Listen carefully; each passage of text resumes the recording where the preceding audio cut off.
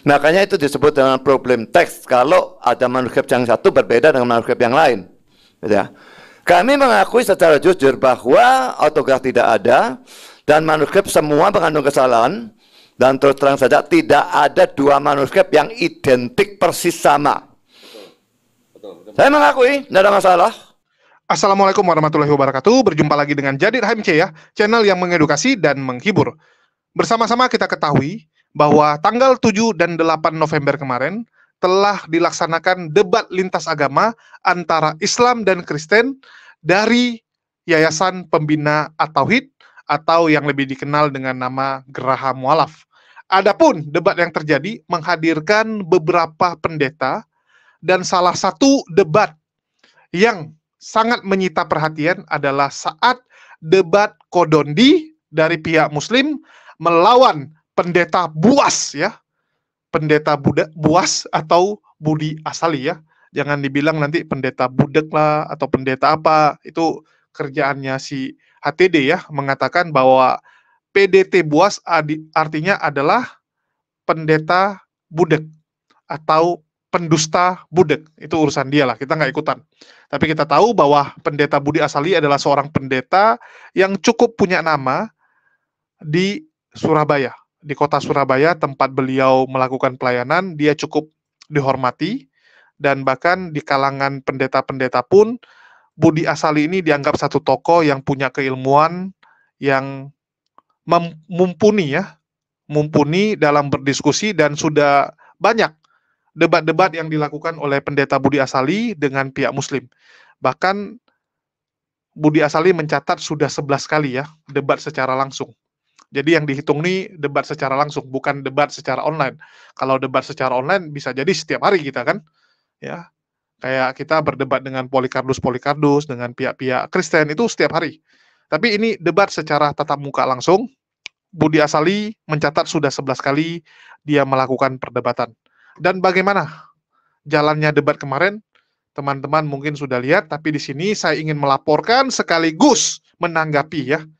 Saya menanggapi debat tadi malam, di mana akhirnya pendeta Budi Asali ya, mungkin teman-teman tak perhatikan atau tidak, saya nggak tahu kalian perhatikan atau tidak, tapi yang pasti terjadi satu pengakuan luar biasa, di mana pendeta Budi Asali mengaku teman-teman, bahwa kitab suci mereka, atau yang lebih dikenal dengan nama Bible, itu mengandung banyak sekali kesalahan. Ya, kesalahan penulisan, kesalahan dalam mengartikan kejadian yang sebenarnya. Jadi ini adalah pengakuan yang luar biasa, yang perlu kita apresiasi dari seorang Budi Asali, karena sekarang ini susah kita mendapatkan orang yang mau jujur. Ya, apalagi pendeta jujur ini susah. Kalau pendeta banyak ngomong, banyak. Ya, pendeta jago ngeles, banyak. Pendeta jago khotbah, banyak. Tapi pendeta yang mau jujur mengatakan Bible-nya mengandung banyak kesalahan, itu sedikit. Sangat sedikit. Hanya beberapa orang yang mau mengakui dengan jujur. Dan ternyata Budi Asali adalah salah satunya. Dan ini satu hal yang sangat kita hormati. Ya. Ini sekaligus menjadi pukulan telak buat para Polikardus dan teman-teman sebelah yang mendukung secara membabi buta dan juga menganggap bahwa kitab mereka itu adalah firman Tuhan yang utuh. Padahal banyak pendeta di luar sana dengan jujur mengatakan, ya yang namanya Bible ini kan kumpulan dari surat-surat, ya syair-syair, terus juga kisah-kisah yang terjadi di masa lampau, tulisan-tulisan tangan orang, dan juga autobiografi ya, atau biografinya Yesus, sejarah hidup Yesus, dan sebagainya. Jadi apakah ini pasti benar? Ya tentu saja enggak, ini tulisan manusia kok. Tulisan manusia. Yang namanya tulisan manusia tentu saja tidak lepas dari kesalahan. Ya, menurut Budi Asali, sekali lagi, ini menurut Budi Asali, jangan nanti saya yang dimarahin lagi ya. Ini pengakuan baik dan jujur dari Budi Asali. Mari kita dengarkan dulu cuplikan video pengakuan tersebut. Bapak punya Matius yang dalam bahasa Ibrani, Pak? Silakan. Enggak, silakan. Enggak punya. Nah, di dalam Matius yang bahasa Ibrani itu, sayang saya nggak bawa bukunya. Nanti mungkin kita bisa konfirmasi melalui email. Di dalam Matius bahasa Ibrani itu tidak ada kata yang panjang-panjang Pak, karena itu pergilah dan segala macam sampai baptislah dalam nama ini. Adanya katanya hanya dalam kata pergilah titik. Udah gitu. Silakan. Pertama ya, perjanjian baru itu atau Matius diterjemahkan ke dalam bahasa Ibrani itu kalau saya tidak salah baru abad ke-14 ya. Jadi itu sama sekali tidak bisa dijadikan ukuran. Silakan. Baik, kalau begitu, Bapak tidak mengakui bahwa Matius 28:19 adalah sisipan, tetapi Bapak juga tidak bisa membuktikan murid-murid Yesus membaptis dalam nama Bapa dan Putra dan Roh Kudus. Jadi pernyataan Bapak tidak bisa dikuatkan dengan tindakan murid-murid Yesus. Jadi makanya pertanyaannya, apakah murid-murid Yesus tidak taat kepada Yesus, atau memang Matius 28:19 itu sisipan? Silakan Pak. Makanya saya sudah katakan tadi ya, tidak mungkin mereka tidak taat kepada Yesus karena mereka orang beriman dan orang saleh. Jadi saya yakin bahwa formula baptisan itu digunakan. Dan ternyata itu digunakan sampai sekarang. Kalau tidak murid-murid Yesus menggunakan, lalu orang-orang di bawah mereka juga tidak akan menggunakan. Lalu sekarang kita juga tidak akan menggunakan. Tapi ternyata sekarang digunakan. Kecuali ada banyak orang bodoh yang lalu tambah Bapa, Anak, Roh Kudus, yaitu Tuhan Yesus Kristus. Itu jelas-jelas salah itu. Karena Bapa, Anak, Roh Kudus bukan sampai dengan Tuhan Yesus Kristus. Tuhan Yesus Kristus hanya anak Allahnya. Ini Tritunggal dan Tuhan Yesus Kristus beda. Dan bahwa tidak ada tertulis kalau mereka itu membaptis dalam 3 nama itu, tidak membuktikan bahwa mereka tidak melakukan. Saya berikan contoh yang lain ya.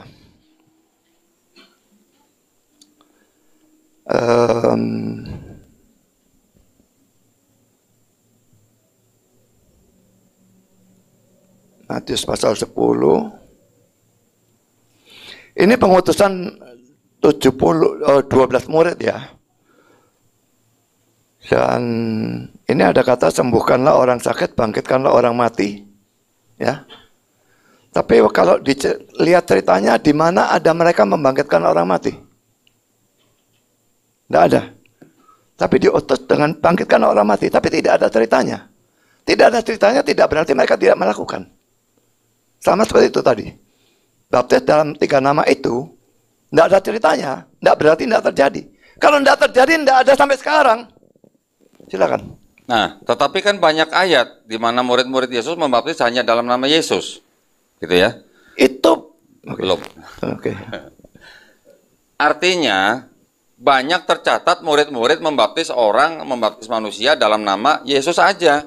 Tidak ada yang mereka melakukan membaptis dalam nama Bapa dan Putra dan Roh Kudus. Kalau Bapak tadi menggunakan perbandingan itu, ada tertulis tapi tidak dilakukan. Yang ini tertulis Pak, murid-murid melakukan tapi hanya dalam nama Yesus.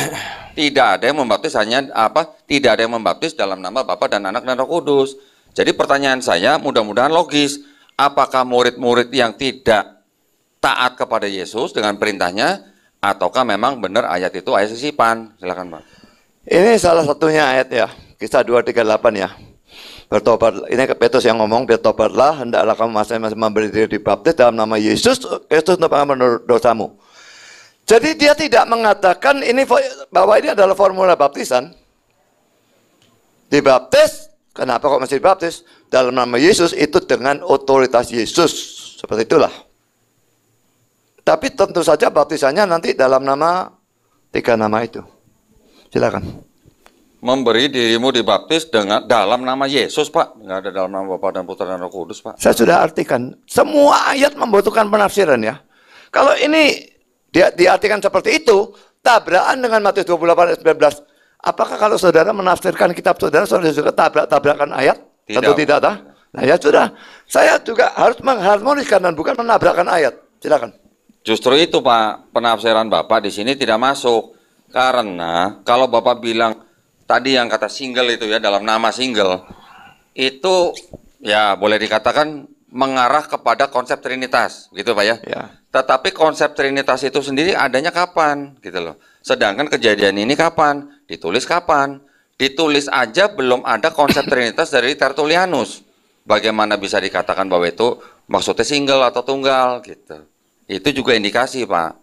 Oke. Tetapi gini, Bapak mau tidak mengakui itu sebagai ayat sisipan, yang penting saya sudah menunjukkan banyak sekali komentar dari Bible loh ya Pak. juga dari ensiklopedia itu bahwa itu adalah ayat sisipan. Bapak tidak mengakui tidak apa-apa. Saya sekarang ingin teringat Bapak tadi mengatakan bahwa Ibrani yang nulis tidak tahu siapa gitu ya. Saya pengen nanya lagi nih Pak, kalau Rut, Hakim-Hakim, Esther, 1 dan 2 Raja-Raja, 1 dan 2 Samuel, Ayub, itu siapa yang nulis Pak? Saya tidak tahu. Ternyata Saya tidak tahu itu. Nanti dulu ini sudah silakan apa belum sorry Pak. Belum, oke. Semangat semua nih Pak. Iya, silakan dulu. Mau silakan? Silakan Pak, silakan. Bapak yang silakan. Masih di tempat. Kalau sudah. Tidak ada masalah kita tidak tahu siapa yang menulis. Di mana ada rumus dalam Alkitab. Kalau suatu buku itu tidak tahu penulisnya, lalu itu tidak boleh masuk dalam Alkitab. Silakan. Nah, jadi bagaimana kita bisa mendasarkan atau berdasarkan keselamatan kita kepada sebuah kitab yang tidak tahu siapa yang menulis gitu Pak. Silakan. Memang itu subjektif ya. Jadi waktu pertama menyusun kanon perjanjian baru itu dikhotbahkan dan sebagainya. Dan kalau orang merasakan berkat dari kitab-kitab itu, berkat rohani, maka itu dimasukkan kanon. Tapi kalau tidak, maka tidak dimasukkan ke dalam kanon Alkitab. Ya, kelihatannya subjektif, tapi saya yakin bahwa Tuhan itu ikut bekerja dalam hal itu, sehingga yang dimasukkan di kanon itu betul-betul adalah kitab yang Tuhan kehendaki itu masuk ke kanon. Dan surat Ibrani termasuk di sana. Silakan. Baik, saya tadi juga sangat tertarik dengan pernyataan Bapak bahwa apapun yang masuk ke dalam Bible itu adalah firman Allah atau diilhami oleh Allah. Ya. Tetapi Bapak di lain sisi juga sudah mengakui dan saya menghargai bahwa memang ada kitab-kitab yang satu tidak diketahui siapa yang menulis, juga ada ayat-ayat yang tidak asli atau tidak otentik, ya Pak ya. Sekarang saya pengen nanya nih Pak, Lukas 4 ayat 44. Yesus itu sebenarnya Tolong dibacakan, Pak. Ya, Lukas 4:44 saya bacakan, Pak ya.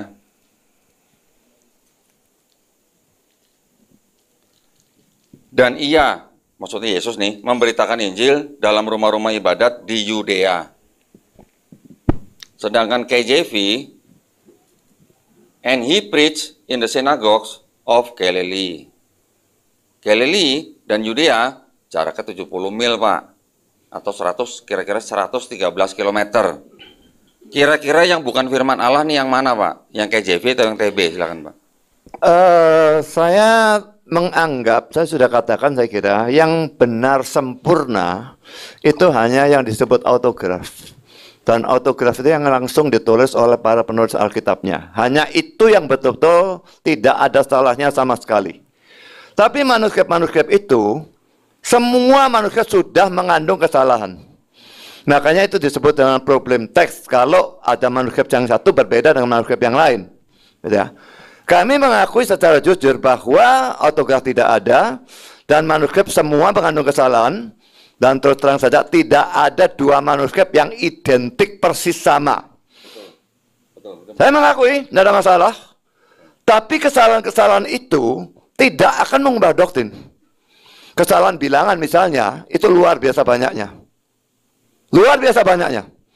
Tapi tidak akan mengubah doktrin, misalnya bahwa Yesus itu juru selamat, Yesus itu Allah menjadi manusia, mati secara penebus dosa, dia satu-satunya jalan ke surga, dan sebagainya. Itu tidak akan berubah apapun. Demikian juga dengan doktrin Tritunggal, tidak akan berubah. Jadi tidak masalah dengan kesalahan-kesalahan itu, karena itu hanya kesalahan yang remeh yang tidak akan mengubah doktrin kita. Kita percaya tahu-tahu masuk neraka, tidak mungkin. Silakan. Nah, berarti kalau begitu doktrin yang Bapak anut ini adalah kan doktrin yang belum kelar, Pak. Mohon maaf ya, Pak ya. Belum kelarnya dari mana? Bapak percaya 100% dengan doktrin Tritunggal atau Trinitas. Tadi sore kita melihat ada orang yang percaya Allah Esa katanya. Ya. Nanti ada lagi kita melihat ada yang Unitarian gitu kan. Berarti sampai sekarang dari satu kitab yang sama itu menimbulkan doktrin yang sampai sekarang belum kelar, Pak. Ya, saya tunjukkan. Kalau Bapak sebut Katolik, ini ada 73 kitab. Kalau kita sebut yang Protestan, ini ada 66 kitab. Kalau mau sebut yang Ortodoks, ini ada 78 kitab. Kalau mau yang Ethiopia, ini ada 81 kitab. Nah, selisihnya ini firman Allah tuh bukan nih Pak? Silakan Pak. Yang selebihnya dari 66 kitab, bukan. Silakan. Jadi, yang sisanya dari 66 kitab itu bukan firman Allah. Bukan. Jadi ini Silakan. bukan kitab suci ya Pak ya? Silakan Pak. Bukan.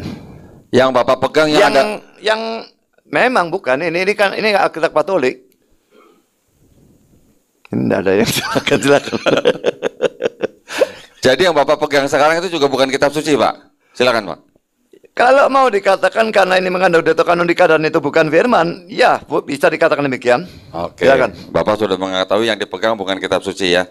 Oke, saya rasa kita sudah sudah keluar jalur sudah terlalu banyak Pak. Sebenarnya Bapak sama saya ini harusnya bicara mengenai kritik teks Pak harusnya. Tapi karena kita sudah kadung bicara mengenai keselamatan, kita harus kembali ke keselamatan Pak. Teman-teman sudah dengar ya, bagaimana pengakuan jujur dari pendeta Buas. Dan kita sangat mengapresiasi pengakuan tersebut, dan saya rasa nggak perlu lagi kita paksa-paksakan juga ya, teman-teman Polikardus atau teman-teman diskusi kita untuk bisa jujur. Ya, karena cukup beberapa pendeta saja sudah mewakili lah. Ya, karena kalau Polikardus semua mungkin berat, teman-teman. Karena lawan diskusi kita selama ini juga kita mendapati banyak yang tidak jujur, dan bagaimana upaya dari Kodondi ya, itu Kodondi itu untuk membongkar isi Bible itu sampai bikin namanya Bible o Bible, BOB ya, Bible o Bible, di mana di situ Kodondi membahas kontradiksi-kontradiksi yang ada di dalam Bible, dan itu sampai ratusan teman-teman. Serinya aja banyak sekali. Saking banyaknya, bayangkan. Kontradiksi demi kontradiksi ditemukan. Di ayat ini ngomongnya gini, di ayat lain ngomongnya lain. Yang mana yang benar? Sama seperti misalnya saya bilang gini, oh saya makan nasi goreng. Saya ngomong sama si Budi, saya makan nasi goreng. Saya ketemu dengan si Fulan, saya bilang saya makan bubur. Ini yang mana yang benar? Kecuali waktu yang berbeda, itu untuk makan siang, yang satu lagi untuk makan malam. Ini enggak, di waktu yang sama, bayangkan. Ya, saya katakan tadi pagi saya makan bubur. Sedangkan di sini saya bilang saya makan nasi goreng tadi pagi. Yang mana yang benar? Apakah saya makan 2 piring? Terus kan Oten pasti ngelesnya gitu. Oh dia makannya 2 piring. Dua-dua benar. Ya, dua-dua benar. Habis makan nasi goreng dia makan bubur karena nggak kenyang. Padahal jelas-jelas di ayat tersebut nggak seperti itu. Ya, di satu sisi ayatnya bilang dia punya anak, di satu sisi bilang nggak punya anak. Yang mana yang benar? Banyak sekali kita temukan ayat-ayat seperti itu, dan ya semoga teman-teman sebelah itu bisa jujur lah. Ya, jangan hanya pendeta Budi Asali yang jujur, kalau bisa teman-teman yang menonton juga bisa jujur. Kalau Polikardus dan teman-teman debat memang berat. Karena kalau mereka sudah jujur, otomatis mereka harus menyangkal iman mereka, mereka harus mengakui bahwa ternyata kitab suci yang mereka pegang itu bukan dari Tuhan. Itu hanya buatan manusia. Dan tidak mungkin mereka mau mengakui hal tersebut, karena itu sama saja dengan mengakui kekalahan. Ya, Polikardus tidak mau mereka itu terlihat kalah, terlihat lemah, apalagi yang menonton mereka adalah donatur-donatur besar. Kalau mereka mengakui kekalahan mereka, nanti mereka nggak didonasi lagi. Kalau mereka sudah tidak didonasi, nanti mereka mau makan apa, teman-teman? Ya, mereka mau makan apa? Nggak mungkin mereka akui hal tersebut, nanti nggak makan, kasihan. Ya, kita harus kasihan juga nih sama Polikardus ini. Karena mereka kan melakukan hujatan-hujatan dan fitnah-fitnah ini semua demi makan anak istri mereka. Semua demi makan anak istri mereka. Dan demi mengumpulkan kekayaan di dunia. Karena bagi mereka, yang namanya akhirat nanti nggak ada lagi surga. Surga mereka di dunia. Jadi mau nggak mau dia harus puas-puasan kan di dunia. Ya, bagi mereka kan di surga nggak ada lagi makan, nggak ada lagi bisa ngapa-ngapain, cuman memuji sampai mampus gitu kan. Terus memuji sampai mampus. Jadi mau nggak mau ya puas-puasan. Ya, harus puas di dunia. Kalau nggak nanti sedih hidupnya, kan begitu.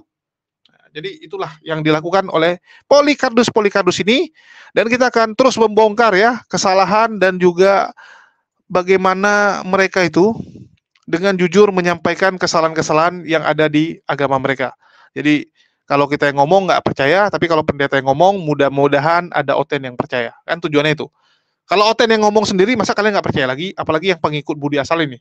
Saya harap ada pengikut ataupun murid-murid pendeta Budi Asali yang menonton video ini. Mungkin itu aja.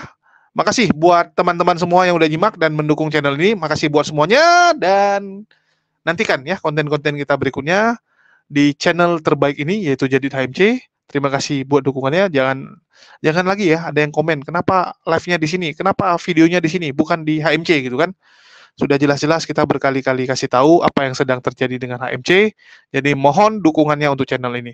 Makasih buat teman-teman semua yang udah nyimak. Di akhir kata saya ucapkan wassalamualaikum warahmatullahi wabarakatuh. Sampai jumpa di lain kesempatan.